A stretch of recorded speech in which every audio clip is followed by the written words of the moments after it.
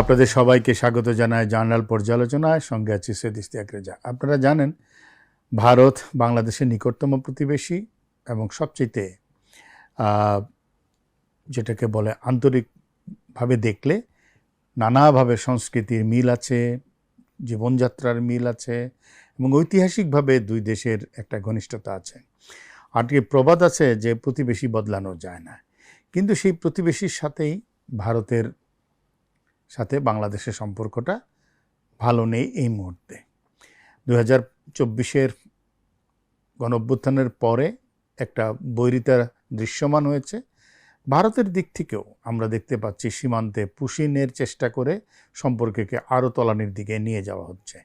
বিশেষ করে পশ্চিমবঙ্গে শুভেন্দু অধিকারীর বিজেপি দল সরকার গঠনের পর এগুলো বেড়েছে এবং এখন সামাজিক মাধ্যম দেখলে বোঝা যায় যে দু দেশের মানুষের মধ্যে, যেটাকে আমরা খুব গুরুত্বপূর্ণ মনে করি, যে পিপল টু পিপল কন্ট্যাক্ট, মানুষে মানুষের যোগাযোগ, সেটি অনেকাংশে ক্ষতিগ্রস্ত হচ্ছে, একটা বিদ্বেষ ছড়িয়ে পড়ে যায়। ঠিক এমন এক বাস্তবতার মধ্যেই আমাদের প্রধানমন্ত্রী তারেক রহমান চীন সফরে যাচ্ছেন। মালয়েশিয়া হয়ে তিনি এখন চীনের পথে রওনা দিয়েছেন। বাংলাদেশের পররাষ্ট্র নীতিতে প্রতিবেশী ভারতের গুরুত্ব অপরিসীম।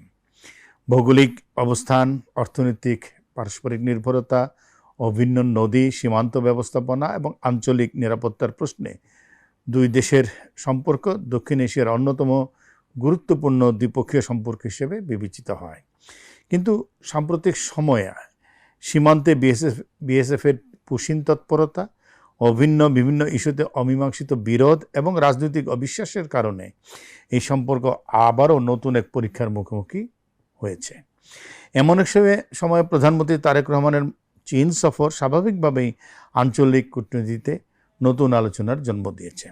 বিশেষ করে তিনি মালয়েশিয়া যাচ্ছেন ঠিকই, তবে চীনের সফরকে অনেকেই বাংলাদেশের পররাষ্ট্রনীতিতে একটি গুরুত্বপূর্ণ বার্তা হিসেবে দেখছেন। প্রশ্ন হচ্ছে, এটি কি কেবল অর্থনৈতিক সহযোগিতা বৃদ্ধির উদ্যোগ, নাকি ভারতের সঙ্গে সম্পর্কের ভারসাম্য রক্ষা একটি কৌশলগত পদক্ষেপ?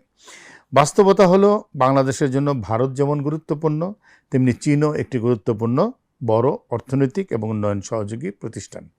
বাংলাদেশের অবকাঠামো উন্নয়ন, শিল্পায়ন, বিদ্যুৎ, যোগাযোগ খাতে গত এক দশকে চীনের বিনিয়োগ ব্যাপক হারে বেড়েছে এবং বাংলাদেশের বাজারেও চীন বড় আকারে আগ্রহ দেখাচ্ছে।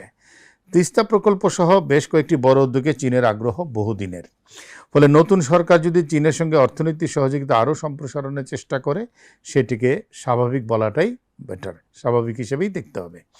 তবে এই সফরের সবচেয়ে গুরুত্বপূর্ণ হলো সময়টা। সীমান্ত উত্তেজনা বৃদ্ধি এবং কূটনৈতিক পর্যায়ে সাম্প্রতিক অস্বস্তির মধ্যেই চীন সফর বাংলাদেশের একটি গুরুত্বপূর্ণ কৌশলগত বার্তা বহন করতে পারে।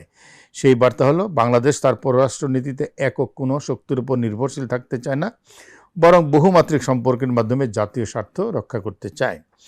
ভারতের দৃষ্টিকোণ থেকে বিষয়টা কিছুটা অস্বস্তিকর হতে পারে, কারণ দক্ষিণ এশিয়ায় চীনের ক্রমবর্ধমান উপস্থিতিকে দিল্লি দীর্ঘদিন থেকেই কৌশলগত চ্যালেঞ্জ হিসেবে দেখছে। শ্রীলঙ্কা, নেপাল, মালদ্বীপ কিংবা পাকিস্তানের মতো দেশগুলোতে চীনের প্রভাব বৃদ্ধির অভিজ্ঞতা ভারতের নীতি নির্ধারকদের উদ্বিগ্ন করে।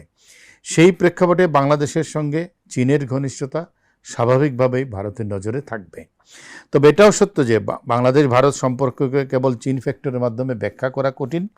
দুই দেশের সম্পর্কের ভিত্তি অনেক গভীর, বহুমাত্রিক, প্রতি বছর বিপুল পরিমাণ বাণিজ্য, বিদ্যুৎ সহযোগিতা, আঞ্চলিক যোগাযোগ, মানুষের সহযোগিতা এবং নিরাপত্তার সমন্বয় দুই দেশকে পরস্পরের জন্য গুরুত্বপূর্ণ অংশীদারে পরিণত করেছে। ফলে কোনো পক্ষেরই সম্পর্ককে সংঘাতের দিকে নিয়ে যাওয়ার বাস্তবিক কোনো সুযোগ নেই, বরং বর্তমান পরিস্থিতি ভারতকে নতুন করে ভাবতে বাধ্য করতে পারে। দীর্ঘদিন ধরে বাংলাদেশের অভিযোগ প্রচলিত দিল্লি প্রায় দ্বিপক্ষীয় সম্পর্ককে সমতার ভিত্তিতে নয়, বরং প্রভাব বিস্তারের দৃষ্টিকোণ থেকে দেখে। সীমান্ত হত্যা, তিস্তার পানি বণ্টন, বাণিজ্য বৈষম্য কিংবা সাম্প্রতিক পুশিন ইস্যু সেই অভিযোগকে আরও জোরালো করেছে। যদি বাংলাদেশ বিকল্প অংশীদারদের সঙ্গে সম্পর্ক গভীর করে, তবে ভারতও হয়তো উপলব্ধি করবে যে আস্থাভিত্তিক সম্পর্ক বজায় রাখতে হলে প্রতিবেশীদের সাথে আরও সংবেদনশীল আচরণ করতে হবে। অন্যদিকে বাংলাদেশের জন্য অনেক দিক ভাবার জায়গা আছে। ভারত বিরোধী আপেক্ষিক কূটনৈতিক কৌশলের বিকল্প হিসেবে দেখা যাবে না।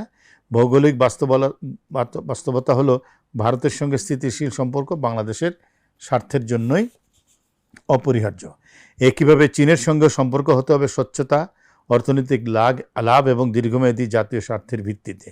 কোনো বৃহৎ শক্তির প্রতিযোগিতার মাঠে বাংলাদেশ যেন পরিণত না হয়, সেটি হওয়া উচিত নীতি নির্ধারকদের প্রধান লক্ষ্য। পুঁজি নিশ্চিত প্রয়োজন বাস্তবসম্মত মানবিক সমাধান। প্রকৃত বাংলাদেশি নাগরিকদের ফিরিয়ে আনার ক্ষেত্রে দুই দেশের মধ্যে প্রাতিষ্ঠানিক এবং কূটনৈতিক প্রক্রিয়া অনুসরণ করা উচিত। জোর করে কাউকে ঠেলে দিতে পারে না ভারতের বিএসএফ। আর যাদের নাগরিকত্ব নিয়ে বিরোধ আছে তাদের বিষয়ে যৌথ যাচাই বাছাইয়ের ব্যবস্থা গড়ে তোলা প্রয়োজন। সীমান্তকে রাজনৈতিক বার্তা আদান প্রদানের ক্ষেত্র বানালে সমস্যার সমাধান হবে না, বরং অবিশ্বাস আরও বাড়বে। সব মিলিয়ে প্রধানমন্ত্রী তারেক রহমানের চীন সফরকে তাৎক্ষণিকভাবে চীনমুখী নীতি হিসেবে দেখার সুযোগ সীমিত, বরং এটি বাংলাদেশ বহুমুখী কূটনীতির অংশ হিসাবে বেশি করে দেখার সুযোগ আছে। তবে এই সফরের প্রকৃত তাৎপর্য নির্ভর করবে কী ধরনের চুক্তি এবং সমঝোতা হয় এবং সেগুলো কতটা অর্থনৈতিক এবং কৌশলগত স্বার্থকে শক্তিশালী করে। ভারত যদি এটিকে প্রতিযোগিতার চোখে না দেখে, বরং বাংলাদেশের স্বাস্থ্য সংশ্লিষ্ট উদ্বেগগুলোকে গুরুত্ব দিয়ে সম্পর্ককে আরও ভারসাম্যপূর্ণ সম্মানজনক ভিত্তিতে এগিয়ে নিতে না পারে, তাহলে উভয় দেশের জন্যই তা ইতিবাচক হবে না এবং ভারতের জন্য তো হবেই না। দক্ষিণ এশিয়ার স্থিতিশীলতা এবং উন্নয়নের স্বার্থে সেটি সবচেয়ে কাঙ্ক্ষিত পথ। আজকের মতো জার্নাল পর্যালোচনা এখানে শেষ করছি। সবাই ভালো থাকবেন।